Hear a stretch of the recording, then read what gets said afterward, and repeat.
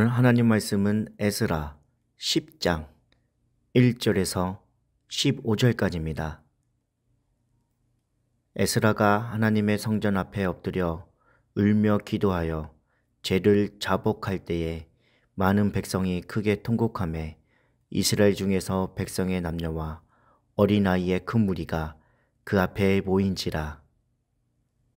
엘람 자손 중 여히엘의 아들 스가냐가 에스라에게 이르되 우리가 우리 하나님께 범죄하여 이 땅 이방 여자를 맞이하여 아내로 삼았으나 이스라엘에게 아직도 소망이 있나니 곧 내 주의 교훈을 따르며 우리 하나님의 명령을 떨며 준행하는 자의 가르침을 따라 이 모든 아내와 그들의 소생을 다 보내기로 우리 하나님과 언약을 세우고 율법대로 행할 것이라.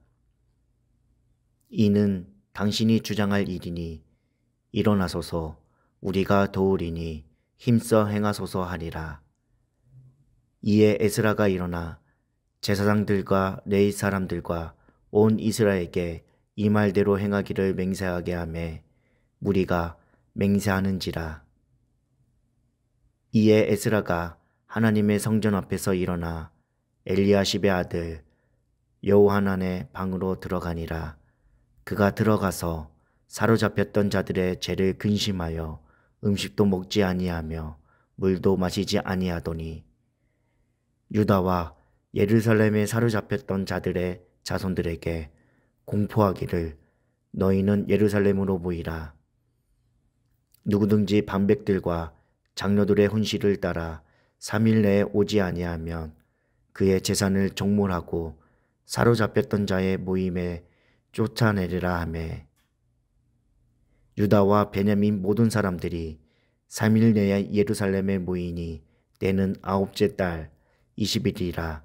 무리가 하나님의 성전 앞 광장에 앉아서 이 일과 큰 빛 때문에 떨고 있더니 제사장 에스라가 일어나 그들에게 이르되 너희가 범죄하여 이방 여자를 아내로 삼아 이스라엘 죄를 더하게 하였으니 이제 너희 조상들의 하나님 앞에서 죄를 자복하고 그의 뜻대로 행하여 그 지방 사람들과 이방 여인을 끊어버리라 하니 모든 회중이 큰 소리로 대답하여 이르되 당신의 말씀대로 우리가 마땅히 행할 것이니이다.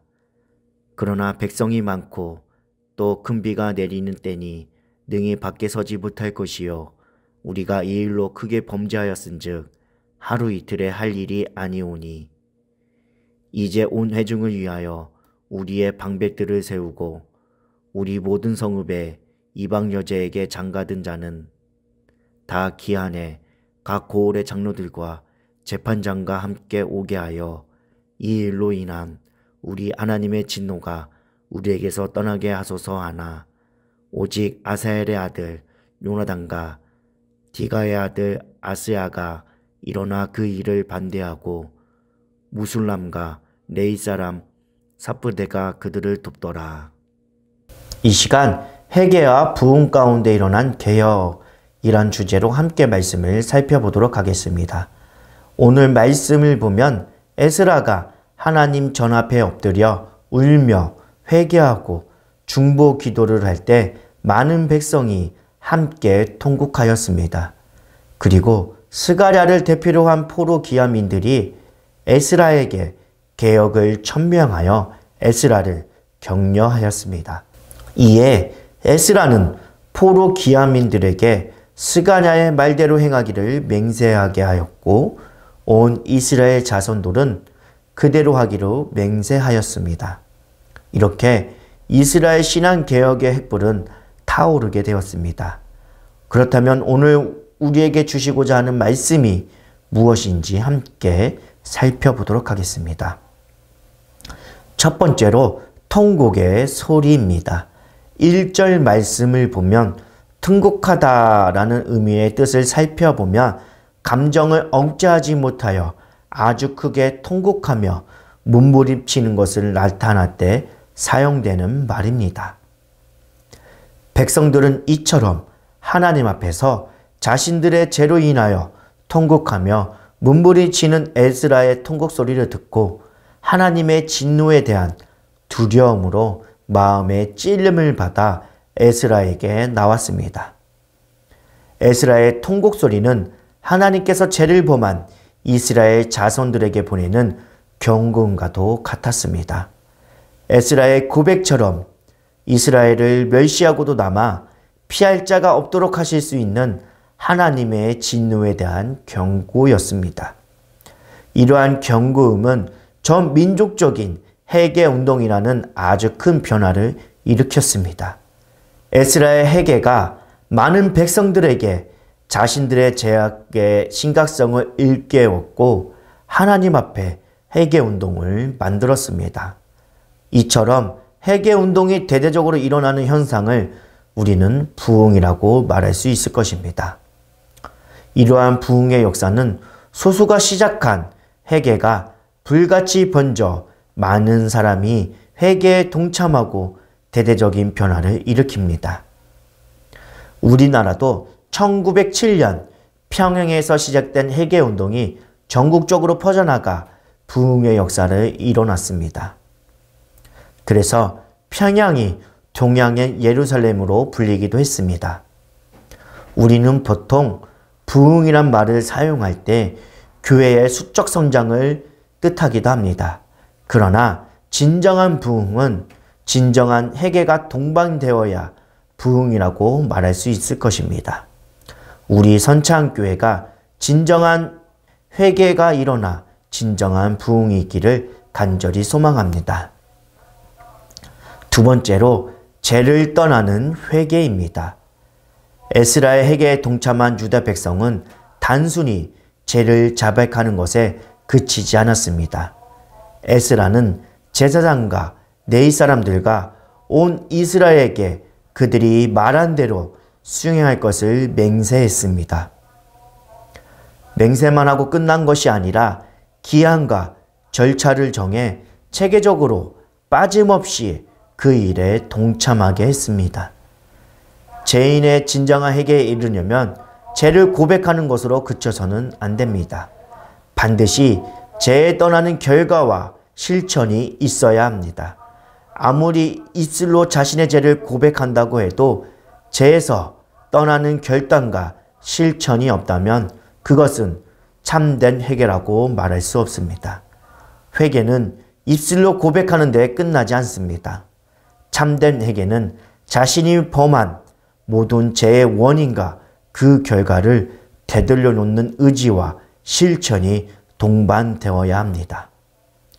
죄에서 떠나야 합니다. 죄에서 떠나지 않고는 진정한 회개를 이룰 수 없는 것입니다.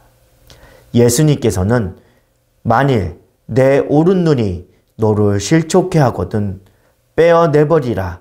내 백체 중 하나가 없어지고 온몸이 지옥에 던져지지 않는 것이 유익하며 또한 만일 내 오른손이 너로 실족해 하거든 찢어버리라. 내 백체 중 하나가 없어지고 온몸이 지옥에 던져오지 않는 것이 유익하니라 라고 말씀하셨습니다. 이처럼 회개는 자기의 지체라도 제거하는 결단이 뒤따라야 진정한 회개로 인정되고 하나님의 자비와 긍휼을 누릴 수 있는 것입니다. 회개는 입술로만 행동하는 것이 아니라 잘못된 것을 돌이켜 정상화시키는 것입니다. 오늘 하루 삶 가운데 진정한 회개로 통해 하나님의 뜻을 이루어가기를 간절히 소망합니다. 세 번째로 어떠한 환경 속에서도 최선을 선택해야 합니다. 요나단과 야시야는 열정적이고 다혈적인 사람인 것 같습니다. 시작을 했으면 곧 끝을 보아야 직성이 풀리는 사람이었습니다. 이들의 의견이 잘못되었다고는 볼 수가 없습니다. 이들도 나름대로 신실한 믿음이 있었고 자신의 의견을 피력한 것입니다. 그러나 대부분의 사람들은 그들이 반대한 의견을 찬성하고 있었습니다. 동일한 믿음을 가졌다 하더라도 이처럼 반대되는 의견을 피력할 수 있습니다. 문제는 다양한 의견 속에서 어떻게 올바른 방법을 찾는가 하는 것입니다. 에스라는 그들의 의견을 최대한 수렴했고 이를 진행시켰습니다. 그는 다양한 의견들을 수집하고 거기서 최선의 방법을 찾았습니다. 우리들도 다양한 상황과 의견 속에서 최선의 방법을 찾아야 합니다. 여러 사람이 모이면 찬성과 반대 의견이 있을 수밖에 없습니다. 나와 생각이 다르다고 그들을 정죄하거나 비판할 필요가 없습니다. 감정 싸움과 자존심 싸움을 할 필요가 없습니다. 분열을 일으킬 필요가 전혀 없습니다.